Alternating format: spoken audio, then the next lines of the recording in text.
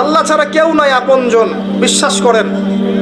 আল্লাহ ছাড়া সত্যিকার অর্থে আপন বলতে কেউ নাই পৃথিবীতে। আমাদের একজন ছিলেন মুহাম্মদ সাল্লাল্লাহু আলাইহি ওয়াসাল্লাম, তিনি ইন্তেকাল করেছেন।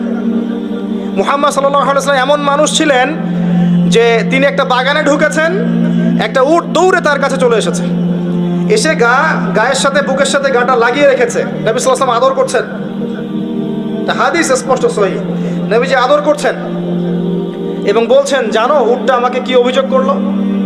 উটটা আমাকে তার মালিকের বিরুদ্ধে অভিযোগ করলো, তার মালিক তাকে কষ্ট দেয়।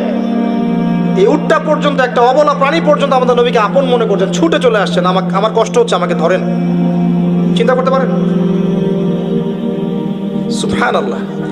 নবী সাল্লাল্লাহু আলাইহি ওয়াসাল্লাম যখন মসজিদ নববী নির্মাণ করেছেন, ওখানে একটা খুঁটি ছিল, এটা অনেকে জানেন, খুঁটি ছিল। যখন মিম্বর এসেছে, তখন তিনি মিম্বরে দাঁড়িয়ে বয়ান করা, খুতবা দেওয়া শুরু করেছেন। তখন ওই যে খুঁটি, ওই খুঁটিটা থেকে কান্নার ডকডক আওয়াজ শোনা যেত। ওই জড়বস্তু পর্যন্ত মুহাম্মদ সাল্লাল্লাহু আলাইহি ওয়াসাল্লামকে আপন মনে করতেন। মুসলিমদের যে কোনো সমস্যা তারা মুহাম্মদ সাল্লাল্লাহু আলাইহি ওয়াসাল্লামের কাছে যেতেন, বলতেন, তার সাধ্য মতো সেটা সলভ করে দিতেন। একবার নামাজে দাঁড়িয়েছেন মুহাম্মদ সাল্লাল্লাহু আলাইহি ওয়াসাল্লাম, একামত হয়েছে, একামত হওয়ার পরেও তিনি বাসায় চলে গেছেন। সাহাবীরা জিজ্ঞাসা করলেন, ব্যাপারটা কি?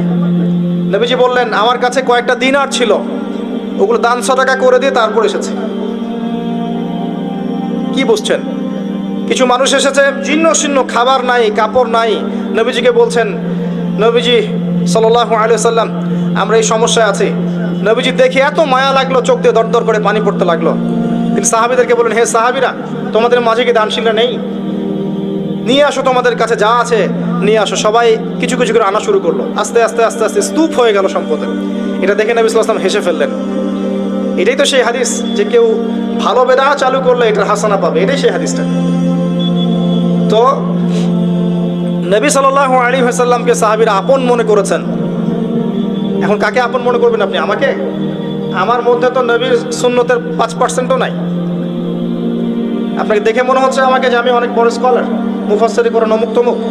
আমি নিজেই তো বুঝতে পারছি যে আমার ভিতরে নবী সাল্লাল্লাহু আলাইহি ওয়াসাল্লামের সুন্নাতের 10%ও নাই। কে আপনাকে নসিহত করবে? কে আপনাকে তাজকিয়া করবে? যারা এমন আল্লাহওয়ালা মানুষ, যারা এমন তাকওয়াওয়ালা মানুষ, নূরওয়ালা মানুষ, এই মানুষগুলোর কাছে গিয়ে পড়ে থাকেন, এই মানুষগুলোর কাছে গিয়ে সহবতে গিয়ে পড়ে থাকেন, খুঁজে নেন এই মানুষগুলোকে, কোথায় আছে খুঁজে নেন। আমি জানি না কোথায় আছে, আমি নিজেও খুঁজছি।